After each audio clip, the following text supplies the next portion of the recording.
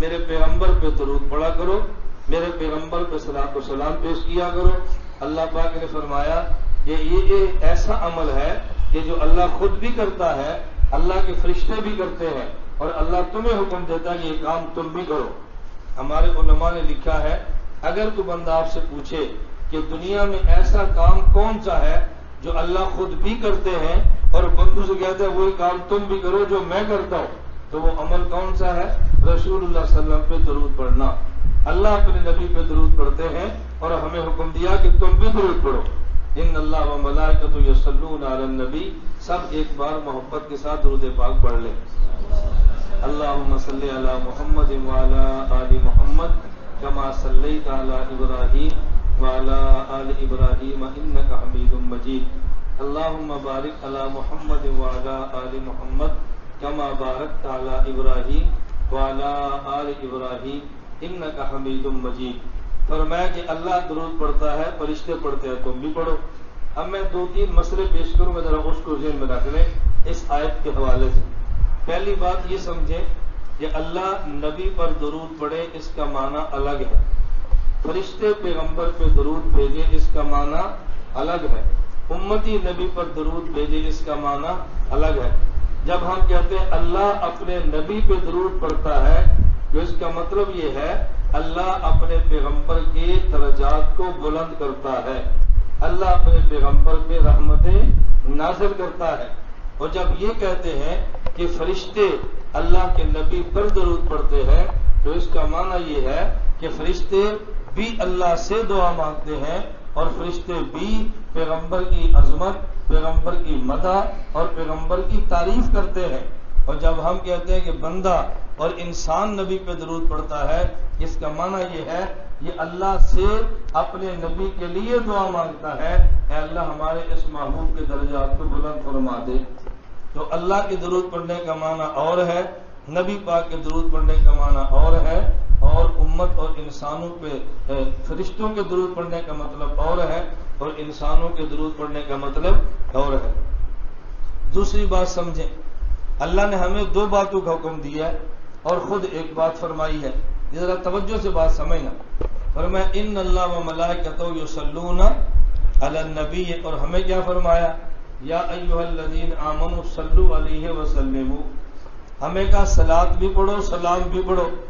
اور جب اللہ کی ذات ہے تو یہ نہیں کہا کہ اللہ پاک نبی پہ سلام پڑھتے ہیں، فرمایا ان اللہ و ملائکتہ یصلون علی النبی، ساتھ یسلمون نہیں ہے، اور ہمیں فرمایا صلو علیہ وسلموا، اپنی ذات بار فرمایا کہ اللہ نبی پہ صلاۃ بھیجتے ہیں، اور ہمیں فرمایا صلاۃ بھی بھیجو سلام بھی بھیجو۔ آخر اس کی وجہ کیا ہے؟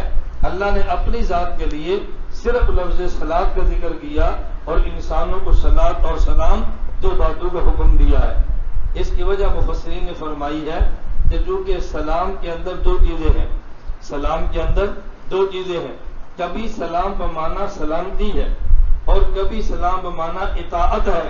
اللہ اپنے نبی کی اطاعت نہیں کرتا، امت نبی کی اطاعت کرتی ہے۔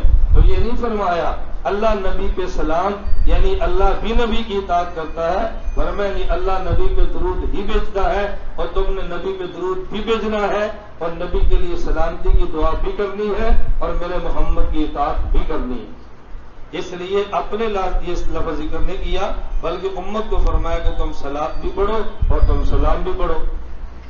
تیسری بات سمجھیں، ایک ہے صلاۃ اور ایک ہے سلام۔ حضور اکرم صلی اللہ علیہ وسلم سے صحابہ کرام نے پوچھا کہ یا رسول اللہ ہم آپ کے اوپر صلاۃ کیسے پڑھیں؟ قرآن نے 2 چیزیں فرمائی، صلو علیہ وسلم، نبی پر صلاۃ بھی بھیجو پیغمبر پر سلام بھی بھیجو۔ اے اللہ کے نبی ہم صلاۃ کیسے بھیجے؟ وہ تو ہمیں قرآن کریم میں، ہم صلاۃ کیسے بھیجے وہ تو ہم سلام کیسے بھیجے وہ تو ہمیں معلوم ہے کہ آپ نے ہمیں بتایا السلام علیکم ایھا النبی، جب نماز پڑھتے ہیں ہم آپ پہ سلام پڑھتے ہیں، السلام علیکم ایھا النبی ورحمۃ اللہ وبرکاتہ۔ اے اللہ کے نبی آپ پر صلاۃ کیسے پڑھیں ہمیں یہ سمجھائیں۔ تو رسول اللہ صلی اللہ علیہ وسلم نے فرمایا قولوا اللہم صلی علی محمد وعلی آل محمد کما صلیت علی ابراہیم وعلی آل ابراہیم انک حمید مجید۔ اللہم بارک علی محمد وعلی آل محمد کما بارکت علی ابراہیم وعلی آل ابراہیم انک حمید مجید۔ تو اب پتہ یہ چلا اللہ کے نبی نے ہمیں صلاۃ کا طریقہ بھی بتایا ہے اور سلام کا طریقہ بھی بتایا ہے۔ صلاۃ کا طریقہ کیا ہے؟ درود ابراہیمی پڑھیں، اللہم صلی علی محمد وعلی آل محمد۔ اور سلام کا طریقہ کیا ہے؟ ہم نماز میں پڑھتے ہیں السلام علیکم ایھا النبی ورحمۃ اللہ وبرکاتہ۔ ہم نبی پر صلاۃ بھی وہ پڑھے جو نبی پاک نے ہمیں سکھائی ہے، ہم نبی پر سلام بھی وہ پڑھے جو اللہ کے نبی نے ہمیں سکھایا۔ اب بات اچھی طرح سمجھنا، ہم صلاۃ بھی وہ پڑھے جو اللہ کے نبی نے، اور سلام بھی وہ پڑھے جو اللہ کے نبی نے سکھائی۔ توجہ رکھنا ذرا، یہ مسائل اچھی طرح سمجھنا۔ ہم صلاۃ و سلام کے قائل ہیں، لیکن اس مسئلے کو چلانا کیسے ہے؟ مجھے درمیان میں ایک واقعہ یاد آیا، پہلے ذرا وہ سن لیں۔